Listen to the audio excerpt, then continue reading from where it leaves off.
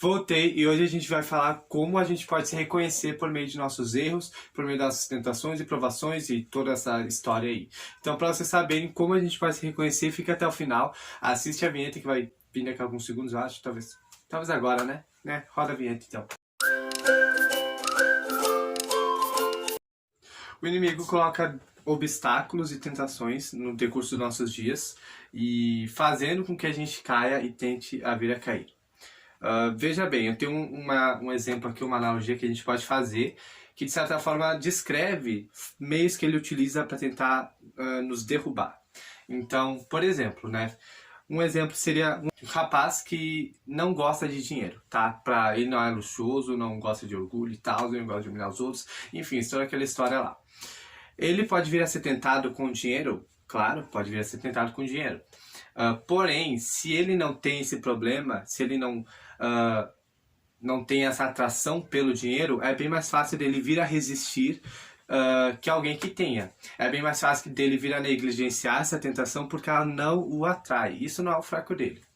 Então, entende esses dois meios que o inimigo tenta utilizar? O primeiro é que se a gente tem esse problema, ele vai tentar nele. Porque é mais fácil de a gente vir a cair ou mais fácil de ele nos atacar. Mas se a gente não tem, é mais fácil a gente passar por ele. Mas ele mesmo assim vai tentar fazer com que a gente possa vir a ter ou possa vir a ter esse hábito ou vício ou etc. Então ele nos conhece. O inimigo ele não vai descansar, ele não cansa, ele não descansa. Então ele vai tentar fazer de tudo para que tu adquira algum vício ou tenha algum tipo de vício ou vai tentar atingir as tuas fraquezas. Esses dois meios que eu acabei percebendo no decurso aí da meus pensamentos bem fora, assim, eu fui dar uma estudada e tal, e eu percebi que é isso.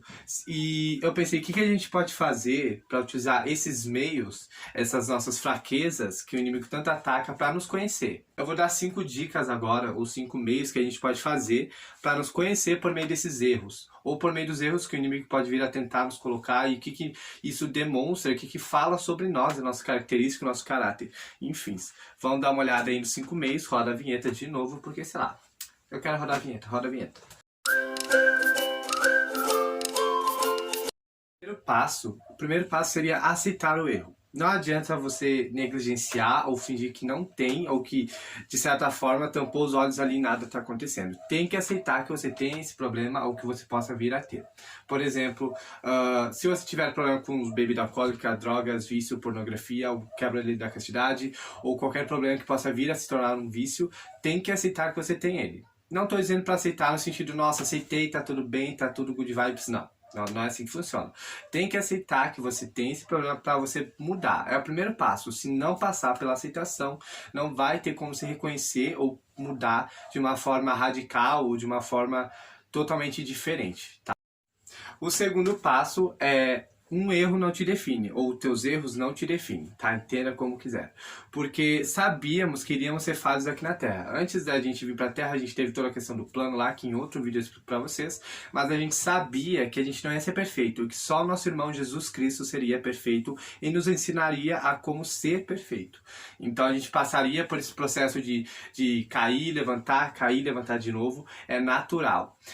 Embora esse erro faça parte da tua vida neste momento, porque é um fato, esse erro faz parte da tua vida nesse momento e até que você decida mudá-lo, ele não vai sair. Ele não te define, ele só é parte de você. Não quer dizer que você não possa removê-lo, não quer dizer que você não possa retirar ele da sua vida. Alguns erros demoram tempo, principalmente se eles envolverem pessoas. O terceiro passo é mude o hábito. Por exemplo, como eu falei, o primeiro passo é a aceitação, tem que aceitar que tu tem aquele problema. O segundo passo é você entender que aquilo não te define e que passar por aquilo de uma maneira totalmente diferente, em vez de ficar lá triste ou mal, pensar em como tu pode mudar isso. E o terceiro passo é muito importante, é um dos passos que eu considero mais importantes depois do primeiro, que é mudar o hábito onde você cometia esse pecado, ou vinha a pensar nesse pecado, ou o que quer que viesse a tornar você fazer esse pecado. Procure mudar as circunstâncias e as situações que te fazem levar a esse erro e procure entender o que faz tu cometer esse erro, o que te faz levar até ele. Vai ser meios bem importantes para te conseguir mudar esse hábito. Tu tem que entender o que te levou a isso, por que tu fez isso, que é de uma das maneiras de tu conseguir mudar. Essa é a primeira parte de mudar o hábito. Tendo isso em base, você vai ter uma estrutura por onde começar a mudar. Você vai entender, é por causa disso aqui, então é por causa disso aqui, ou por causa daquilo, então eu tenho que me afastar disso, ou mudar isso aqui. Então tu vai ter uma estrutura toda alicerçada agora em como mudar e como evitar essas circunstâncias e situações. Por exemplo, se o erro, no caso um exemplo, for pensamentos impuros, evite tê-los com bons pensamentos. Coloque bons pensamentos na tua cabeça, cante um hino mentalmente ou coisa do tipo. Vai te ajudar a convidar o espírito e isso já vai ser uma grande ajuda para te evitar esse tipo de pensamento ou o que quer que seja do pecado. Leia as escrituras diariamente. Se tu não ler as escrituras diariamente, não orar, que também é um dos pontos principais, tu não vai ter uma força acima, tu não vai ter uma força divina te ajudando, vai ser só tu ali mesmo, largado, entendeu? Então precisa orar, estudar as escrituras, buscar o Espírito Santo de alguma maneira, tá? Se o erro envolver o hábito desse erro, envolver pessoas, converse com elas, é a primeira opção que tem. Converse com elas, explique que não vai fazer mais isso ou que quer evitar esse tipo de coisa. Se elas não entenderem ou não aceitarem a tua mudança, evite essas pessoas ao máximo que der. Porque o importante ali é a tua saúde espiritual, a tua saúde eterna. Não adianta se preocupar com o que o fulano vai pensar, o que o ciclano vai pensar, não. O fulano e o ciclano não vão te julgar no último dia, vai ser Deus. Então, evite ao máximo e se proteja de perigos que pode vir a ter, mesmo que inclua amigos ou amigos muito próximos, enfim. A tua saúde eterna vem em primeiro lugar. Vamos agora para o quarto passo. O quarto passo é trace metas. Agora que tu entende que aquele erro faz parte temporária da sua vida e de você, e entende o que você precisa fazer para mudar, trace metas que ajudem a desenvolver um afastamento desse pecado, desse erro que você cometia. Por exemplo, como eu falei já, ler escrituras, orar diariamente, faça exercícios físicos, às vezes distrai. Eu, por exemplo, às vezes eu danço, eu gosto de fazer coisas bem diferentes, como gravar esse vídeo. Então, faça coisas diferentes que vão te afastar disso, mude o hábito, mude o local onde você estava, trace metas de, por exemplo, o que eu quero fazer daqui a 1 ano, ou 2, ou afins, né? O que vocês querem fazer. Trace metas que vocês vão cumprir. Não adianta traçar, daqui a 2 anos eu vou fazer isso, isso e isso, e vou começar com isso. Não adianta eu começar tudo de uma vez. Não adianta eu começar, vou ler tantos manuais, tantas escrituras e vou, né? Não adianta mudar radicalmente. Às vezes, em pequenos casos funciona, não quer dizer que em todos vai funcionar.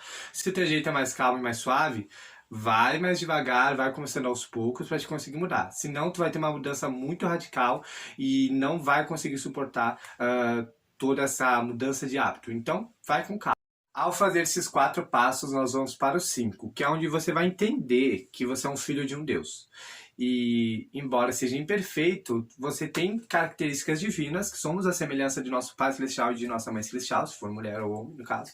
Então, nós somos filhos de deuses. A gente tem essa característica divina, a gente tem esses traços divinos, é um fato que a ciência nunca vai conseguir apagar, independente do que vier a vir a fazer, porque a humanidade, ela é falha, mas Deus, não.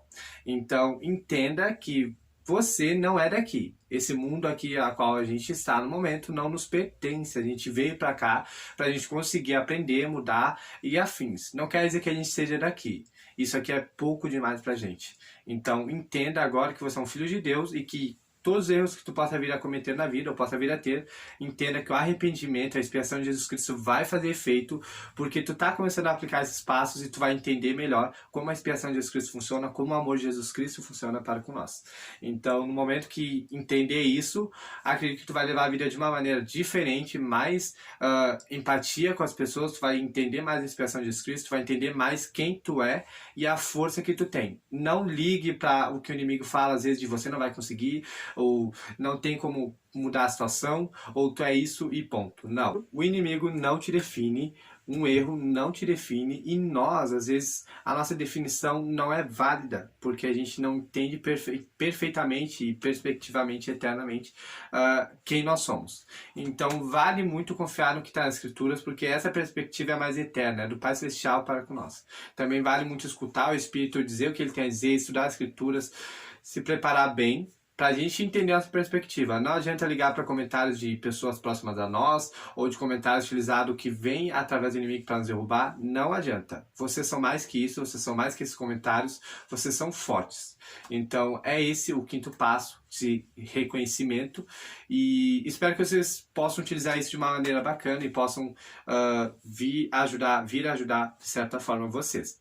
Então é esse o vídeo de hoje, espero que vocês tenham gostado, curtam, se inscrevam, compartilhem, tá bom, nas redes sociais para que chegue a mais pessoas, para ajudar mais pessoas. Não estou dizendo que minha nossa vai ajudar alguém, mas pelo menos eu estou tentando, né? Então roda a vinheta de novo, não sei, porque eu gostei dessa vinheta, vamos rodar mais uma vez. Tá, Jorge?